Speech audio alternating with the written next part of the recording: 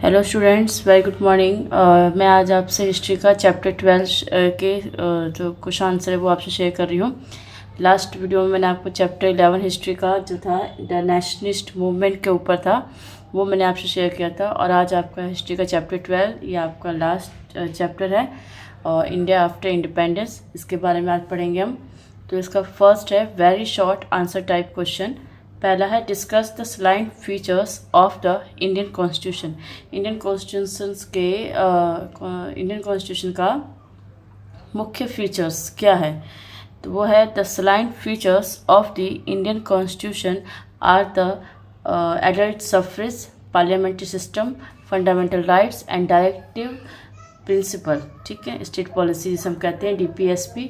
तो ये हमारे भारतीय संविधान के कुछ स्पेशल फीचर्स दे रखे हैं कि यहाँ पे जो यूनिवर्सल एडल्ट सफरेज है उनको वोट देने का अधिकार है, पार्लियामेंट्री सिस्टम है और फंडामेंटल राइट्स है और DPSP। ठीक है, वेरी शॉर्ट में आपका इतना हो गया।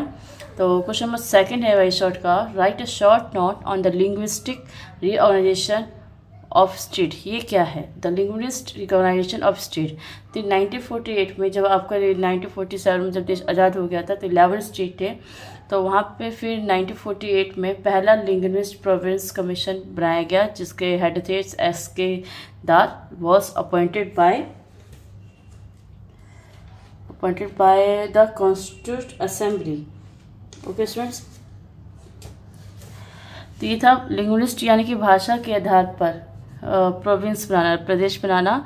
और कॉन्स्टिट्यूट असेंबली ने इनको अपॉइंट किया कि भाई कितने पॉसिबिलिटीज़ इंक्वायर करें कि पॉसिबिलिटीज़ ऑफ लिंग्विस्टिक प्रोविंस है कि कैसे हो सकता है। ठीक है, तो थर्ड है आपका mention the important features of Indian foreign policy. Indian foreign policy की क्या इंपॉर्टेंट फीचर्स हैं।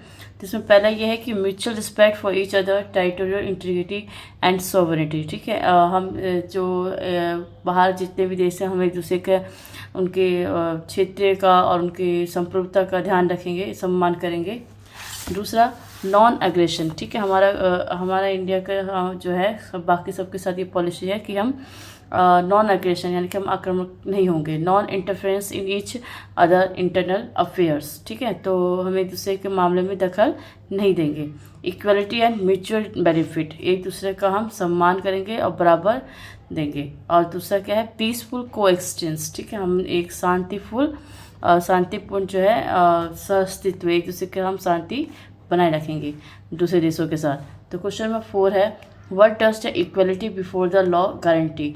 इसका मतलब क्या है कि इस कानून के समक्ष जो है समानता सबकी गारंटी देता है। इसका मतलब कि the constitution guarantees that all citizens will be equal before law. It means that everyone will be equally protected by the law of the country. सभी सिटीजन इक्वल है और साथ में सभी को इक्वल प्रोटेक्शन दिया जाएगा जितने भी कानून है। There should be no discrimination, कोई यहाँ पे भेदभाव नहीं होगा on the basis of religion, caste, sex etcetera in the territory of India. When was the planning commission set up in India? Planning commission जो योजना आयोग है भारत में, ये कब भारत में बनाया गया था। तो on 15 March 1950। Who frame the constitution of India, Bharat का संविधान किसने बनाया था। तो है डॉक्टर BR अम्बेडकर। ठीक है, उसके बाद है when did India adopt it's constitution. Bharat ने अपना संविधान कब अडॉप्ट किया था। तो 26 नवंबर 1949। लागू नहीं, अडॉप्ट अपनाया कब था। ठीक है, तो इसमें 26 नवंबर 1949। State 2 problem face by the Indian after independence. India के बाद जब इंडिया को आज़ादी मिली तो काफ़ी प्रॉब्लम थी, तो आपको कोई 2 प्रॉब्लम बतानी है। तो एक पॉवर्टी हो गया, अनएम्प्लॉयमेंट हो गया, रेफ्यूजी भी था। ठीक है, एग्रीकल्चर ग्रोथ भी जल्दी करना था। ये सब तो हमने 2 पूछा, तो हमने 2 आपको बताया। Question number 9, what do understand by the term mix economy. Mix economy मतलब क्या होता है। तो a mix economy system is a system that a combined aspect of both capitalism and socialism. ठीक है, तो एक होता है देखो एक होता है कैपिटलिज्म इकोनॉमी जो कि पूंजीवाद होता है और जो प्राइवेट होता है पूरा, और सोशलिज्म जो समाजवाद होता है, समाज को लेकर चलता है, सारा कंट्रोल गवर्नमेंट के हाथ में होता है। तो इंडिया ने मिक्स इकोनॉमी, थोड़ा कैपिटलिज्म थोड़ा सोशलिज्म दोनों का मिक्स करके मिक्स इकोनॉमी अपनाई है। ठीक है, question number 10, what is the union list? Union list क्या है? Explain with the help of an example. Union list, देखो गवर्नमेंट ने अपना काम करने के लिए 3 लिस्ट बनाई है, जिसमें से एक पहला लिस्ट है यूनियन लिस्ट। यूनियन लिस्ट में आपके नेशनल इंपॉर्टेंस से रिलेटेड सब्जेक्ट इंक्लूड किए जाते हैं। तो union list include subjects of national importance such as defence of the country, foreign affairs, banking, communication and currency. They were included in this list because we need a uniform policy on this matter throughout the country. इन चीज़ों को इसलिए इसमें include किया है क्योंकि इसमें एक रूपता, एक जैसा रूल चाहिए पूरी कंट्री के लिए। इसको हम स्टेट में डालते हैं कि हर स्टेट का अलग अलग होता है, इसलिए हमें एक ऐसा ये सब जो है इनको यूनियन लिस्ट में ही डाला गया ताकि सब में एक जैसी पॉलिसी हो पूरी कंट्री में। तो ये आपके वेरी शॉर्ट क्वेश्चन आंसर हो गए। आज हम करेंगे short answer type question.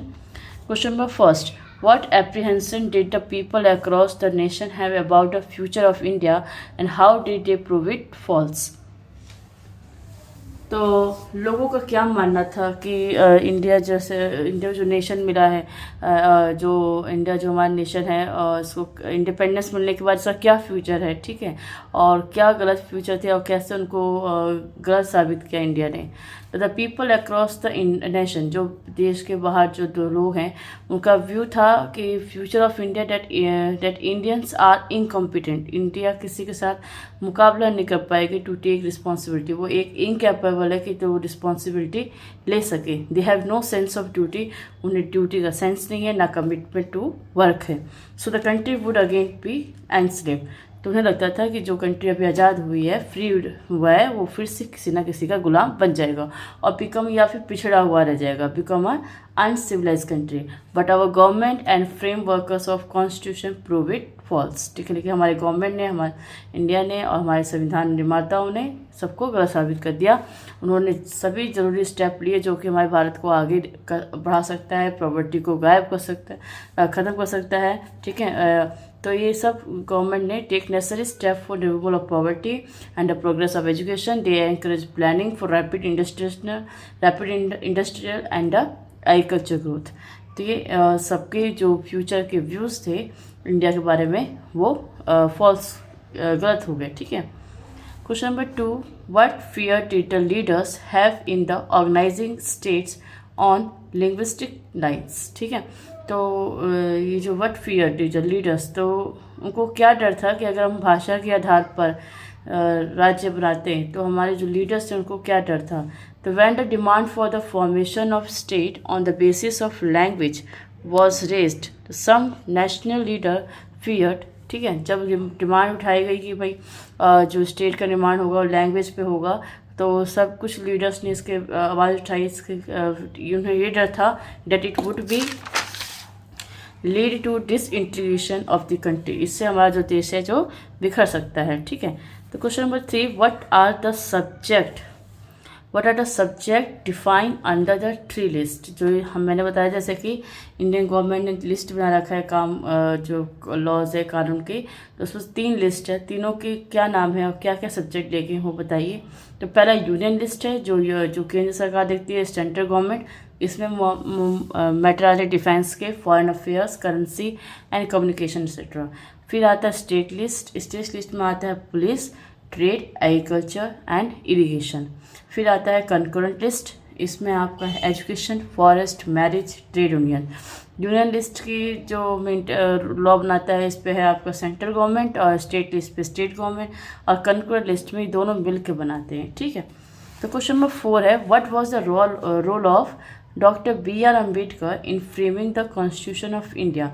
B.R. Ambedkar का संविधान निर्माण में क्या योगदान है, तो क्या रोल है, क्या भूमिका है? तो doctor B.R. Ambedkar was a chairman of the drafting committee, तो वो वहाँ उसके ड्राफ्टिंग कमेटी के चेयरमैन थे, which played an important role in the formation of the constitution. Doctor Ambedkar handle the task of presenting the draft constitution, उन्होंने सभी जो constitution बनने के जो भी ड्राफ्ट है उन सबको प्रेजेंट किया, सभी क्वेश्चन के आंसर्स दिए, answering various question raised on it and making necessary change according to the suggestion of the constitute assembly. ठीक है, तो ये हो गया आपका क्वेश्चन नंबर 4 कि B.R. अम्बेडकर का क्या रोल था। Question number 5, deep division still persist among the higher and the lower caste, explain briefly. ठीक ठीक है। काफ़ी कहा जाता है कि नहीं है यहाँ पे, लेकिन फिर भी स्टिल अभी भी हायर और लोअर कास्ट में डिफरेंसेस है। कैसे? Deep division still persist among the higher and the lower caste all to constitution, जबकि कॉन्स्टिट्यूशन गारंटी देता है equal rights to the untouchable, या the lower caste face discrimination, फिर भी उनको डिस्क्रिमिनेशन और वायलेंस फेस करना पड़ता है in the society, despite the fact that untouchability was officially banned when India adopted its constitution in 1950. Discrimination against Dalit remained so pervasive that in 1989 the government passed the legislation known as the Prevention of Aristocrat Acts। ठीक है, तो फिर भी 1950 में officially बंद हो गया था, लेकिन फिर भी 1989 जो तब तक चला रहा था, फिर 1989 में फिर से एक कानून बनाया गया कि the prevention of aristocrat act, यानी जो भी कोई अगर दोषी पाया गया तो उसे सजा दी जाएगी। In many parts of rural India the journalist were denied access to water sources, temple, park and other public places. Okay students, question number 6 देखिए, what challenge did India face after independence? India को कितने क्या क्या challenge का सामना करना पड़ा? तो पहला है poverty, poorly developed industries, unemployment, illiteracy, static agriculture, रुका हुआ जो एग्रीकल्चर था, inadequate इंफ्रास्ट्रक्चर, कोई भी यहाँ पे आधारभूत संरचना नहीं था यहाँ पे, ना ही कोई यहाँ पे सही से एम्प्लॉयमेंट था। ये सब जो है इंडिया को ये सब कवर अप करना था, ये सब कैसे चैलेंज को फेस करें। Okay student, question number 7, discuss the social and religious condition of untouchables in India after 63 years of independence। ठीक है, सोशल और रिलीजियस कंडीशन जो अनटचेबल्स हैं उनके बारे में बताइए कि आज 63 ईयर्स आज़ादी के बाद भी उनका क्या हाल है। ठीक है, कैसे हैं वो, उनके बारे में बताइए। तो more than 60 years after independence, independence को काफ़ी ईयर्स हो गए हैं और इंडिया को मिले हुए, और अनटचेबिलिटी फिर भी कई कई जगहों पे अलाइव है, जिंदा है और थ्राइविंग इन द इंडिया हिंटरलेट्स, कुछ पिछड़े हुए इलाकों में, जैसे कि ये भेदभाव तो नहीं होता, लेकिन एक ये ऐसा है जैसे कि मान लो समुद्र है और उसमें 2-3 ड्रॉप हैं। ठीक है, तो वैसे करके तो पॉकेट ऑफ सोशल चेंजेस तो हुए हैं, लेकिन जैसे समुद्र का में से 1 लोटा पानी निकाल लो उतना ही चेंज है, बाकी आप पूरा अभी हर जगह से ऐसा ख़त्म नहीं हुआ है। Changes have been but more drops in major drops. ठीक है, कुछ ही बूंदे से ओशन है, उसी तरह कास्टिज्म और प्रेजुडिस अभी भी चल रहा है। ठीक है, तो क्वेश्चन नंबर 8 है, एनालाइज द रोल ऑफ सरदार वल्लभ भाई Patel in the integration of Indian state. तो इनका सरदार वल्लभ भाई पटेल का इंडिया को में इनका क्या रोल था? तो India had more than 550 princely state. ठीक है, इंडिया में जब इंडिया को आज़ादी मिली थी तो ये यहाँ पे 550 यानी कि 550 से भी 500 से भी ज़्यादा मान लो, यहाँ पे एग्जैक्ट 550 या 500 से ज़्यादा रजवाड़े थे यहाँ पे, यानी कि प्रिंसली स्टेट थे जिसमें राजा रहते थे। This state had on rulers, इनके अपने शासक होते थे, who were the under the British control, जो ब्रिटिश कंट्रोल के अंदर होते थे। They had the option of joining India Pakistan, जब ब्रिटिश यहाँ से गए बंटवारा करके तो उन्होंने ऑप्शन दिया, या तो आप इंडिया में ज्वाइन कर लो या पाकिस्तान में ज्वाइन कर लो या फिर आप इंडिपेंडेंट रहो। सरदार वल्लभ भाई Patel to the initiative of the integrating this state. तो सरदार वल्लभ भाई ने मुख्य भूमिका निभाई इन सभी इंडियन यूनियन को मिलाने में, एक करने में, इंटीग्रेटेड एकता मिलाने के लिए स्टेट्स को। तो सिर्फ 3 जो थे 550 में से सब मान गए थे, लेकिन जो 3 स्टेट थे वो जो अभी तक नहीं माने थे वो थे जूनागढ़, जम्मू एंड कश्मीर और Hyderabad to join. The people of Junagadh के जो लोग थे वो उनका जो प्रजा थी वो हिंदू थे, लेकिन राजा मुस्लिम था, तो वो चाहते थे कि वो पाकिस्तान से जाए, लेकिन वहाँ की प्रजा चाहती थी भारत से आए। ठीक है, तो the people of Junagadh wanted to join India but the ruler wanted to be with Pakistan, लेकिन अल्टीमेटली लास्ट में the state integrated with India and the nawab fled to Pakistan. ठीक है, तो इंडिया पाकिस्तान वो जो जूनागढ़ तो मिल गया, लेकिन निज़ाम जो था वो जो उनका नवाब था वो पाकिस्तान चला गया। द निज़ाम ऑफ हैदराबाद, अब हैदराबाद को भी वो चाहता था कि इंडिपेंडेंट रहे, पर सरदार पटेल ने उनको कन्विंस किया कि आप इसके हमारे हैदराबाद को इंटीग्रेट कर लें with India.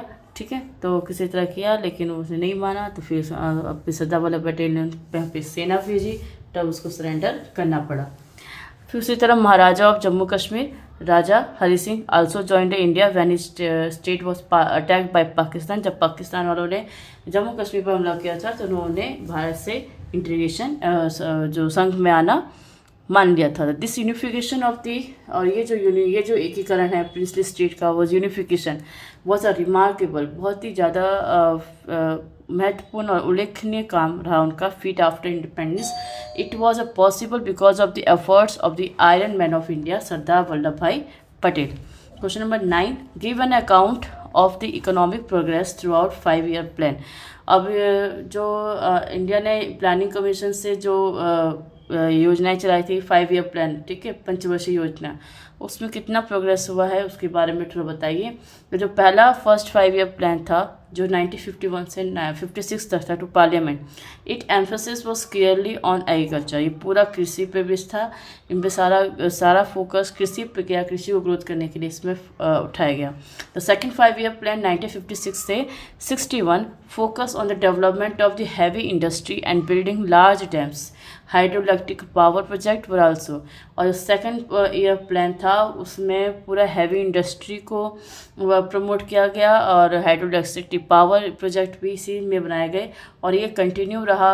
Third 5-year plan में भी यही रहा, फोर्थ में भी थोड़ा यही रहा, टिल डेट अभी भी जो था 5-year प्लान जो है अभी भी हमें गाइड कर रहे हैं डेवलपमेंट के थ्रू, ठीक है। तो ये फोर्थ 5-year प्लान जो था 1969 से 74 में था, इसका भी मोटो ये था कि ग्रोथ विद स्टेबिलिटी, ग्रोथ किया जाए पर स्थिरता के साथ, ठीक है।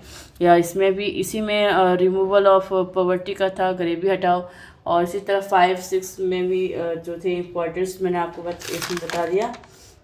5 में भी ऐसे ही था, लेकिन वो सरकार थोड़ा जो है गिर गई थी जनता पार्टी की, फिर उसको ड्रॉप कर दिया गया। फिर 6th 5-year प्लान चलाया गया, उसमें भी दोनों को वैल्यू दिया गया, भी कृषि को भी और इंडस्ट्री को भी। तो सब ऐसे चलता रहा, लेकिन लास्ट सबसे जो इम्पोर्टेंट ओवरऑल कॉम्प्रहेंसिव जो था ग्रोथ था वो 11th 5-year प्लान में था 2007 से 2012 में। इसमें बहुत इंडिया ने बहुत ज़्यादा झंडे गाड़े अपने, कह सकते हैं, प्रोग्राम भी implemented in the state present below economic growth, ensuring equity, social justice and agriculture researches, ठीक है। रिसर्च मतलब पुनर्जागरण करना, पुनः आरंभ करना एग्रीकल्चर को। तो इसमें ये आपका 11th में था। अभी 12th में भी लास्ट में भी यही था कि इसमें हम इतना इकोनॉमिक करेंगे, और यही आपका इसके बाद अब नीति आयोग चलता है, ठीक है। तो क्वेश्चन नंबर 10, ये है आपका शॉर्ट का लास्ट क्वेश्चन है, फिर लॉन्ग होगा। Describe the development of science and technology in independent state. Science और टेक्नोलॉजी के बारे में बताइए। तो independent India has also witness a ट्रेमेंडस growth in the sphere of science and technology, ठीक है। इंडिया ने साइंस और टेक्नोलॉजी में इंडिपेंडेंस करने पर काफ़ी ग्रोथ किया। After 1947 Nehru become aware of the significant role of scientific research and technology. Nehru ji ने महसूस किया कि हमारे इंडिया को साइंटिफिक रिसर्च और टेक्नोलॉजी में आगे बढ़ना है for the progress of India. India first national laboratory, the national physical laboratory was establish in 1947. In 1952, the first Indian Institute of Technology on the model of Massachusetts Institute of Technology was set up in Kharagpur, ठीक है। Subsequently इसी तरह और IITs जो setup किए गए in Madras, Bombay, Kanpur and Delhi. The expenditure of scientific research and science-based activities has increased year by year. There are about 200 research laboratories in India carrying out research in Indian different areas. The Department of Science and Technology (DSI), which was set up in 1971, has been assigned the responsibility of formulating science policy, ठीक है। तो इस तरह आपका India में development हुआ science और technology का। लॉन्ग आंसर देखिए, what were the main features adopted by the Indian constitution. Indian constitution में क्या क्या मेन फीचर्स अडॉप्ट किए गए, तो वो है single citizen is granted to all citizen, सबको एक ही नागरिकता मिलेगी।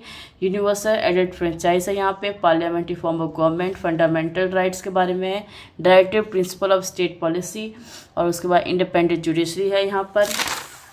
और पावर जो है किसी एक को न देखकर डिसेंट्रलाइज किया गया है, पावर को बांटा गया है यूनियन और स्टेट गवर्नमेंट में। Question number 2, when was the planning commission set up, what was its role. Planning commission कब बनाया गया था और क्या रोल था। The national planning commission was establish on 15 March 1950 with the prime minister Nehru as a chairperson the main objective, ठीक है। तो ये नेशनल प्लानिंग कमीशन 15 मार्च 1950 में बनाया गया था, और इसके जो प्राइम मिनिस्टर इसके चेयरपर्सन है, इसके मेन ऑब्जेक्टिव ये था कि हमें हायर लेवल ऑफ नेशनल और पर कैपिटल इनकम अचीव करना है, to achieve full employment achieve करना है, इनइक्वालिटीज़ को कम करना है इनकम और वेल्थ को के बीच में, और to set up of society, ऐसी सोसाइटी बनानी है जहाँ पे इक्वालिटी और जस्टिस हो और कोई भी एक्सप्लॉयटेशन किसी का ना हो, एब्सेंस ऑफ एक्सप्लॉयटेशन। उसके बाद question number 3, what was the political condition of India at the time of independence. Political condition कैसा रहा जब भारत का आज़ाद हुआ था। तो यहाँ पे India to become independent on 15 August 1947। The joy and the celebration of independence was mixed with the pain of division of the country, ठीक है। तो 15 अगस्त को तो आज़ादी मिल गई थी, पर इसके साथ हमारे पास खुशी के साथ साथ एक पेन भी था कि हमारा कंट्री जो है डिवीज़न हो गया था, डिवाइड हो गया था। It become a democratic Republic, और ये गणतंत्र राजतंत्र जब लोकतांत्रिक गणतंत्र जब बना 26 जनवरी 1950 में, when the Constitution of India come into the force. The new independent India had faced a series of challenges apart from the poverty, illiteracy and poor health service, which required long-term planning and rehabilitation of the refugee of princely state, dealing with the rich harvesting areas that become the part of Pakistan were a major problem faced by the Indian government. ये उस समय का political condition था India का। Question number 4, ये chapter का मैं आपको लास्ट क्वेश्चन है कि कौन कौन से इशू डिस्कस किए गए थे कॉन्स्टिट्यूट असेंबली में। The major issue discussed in the constitute assembly were federalism, कि हमारा जो भारत का जो गवर्नमेंट होगा फेडरलिज्म में होगा, यानी कि यहाँ पे पावर डिवाइड होंगी, ठीक है, किसी एक को नहीं दिया जाएगा, यूनिटरी गवर्नमेंट ना होकर फेडरलिज्म है। रिप्रेजेंटेशन है कि इसका मतलब कि हमारा जो रिप्रेजेंटेशन हमारे लोगों द्वारा ही भेजा जाएगा। सेपरेट और जॉइंट इलेक्टोरेट, कि हमारे संविधान में सेपरेट इलेक्टोरेट होना चाहिए या जॉइंट इलेक्टोरेट होना चाहिए, इसके बारे में डिस्कस किया गया। नेशनल लैंग्वेज, हमारे देश का लैंग्वेज क्या है, इसका इस इशू का डिस्कस किया गया। पार्लियामेंट्री होगा या प्रेसिडेंशियल सिस्टम होगा गवर्नमेंट में, इसके बारे में डिस्कस किया गया। और लास्ट में कि भारत आपका सेकुलर स्टेट होगा कि नहीं होगा, इसके बारे में डिस्कस किया गया कॉन्स्टिट्यूट असेंबली में। तो ये आपको बच्चों चैप्टर 11 मैंने आपका हिस्ट्री का पूरा करवा दिया है, 12, ठीक है। तो ये मैं आपका हिस्ट्री का सेशन पूरा हो गया है। तो हिस्ट्री, ज्योग्राफी, सिविक्स आज कंप्लीट हो गया। Okay students, thank you.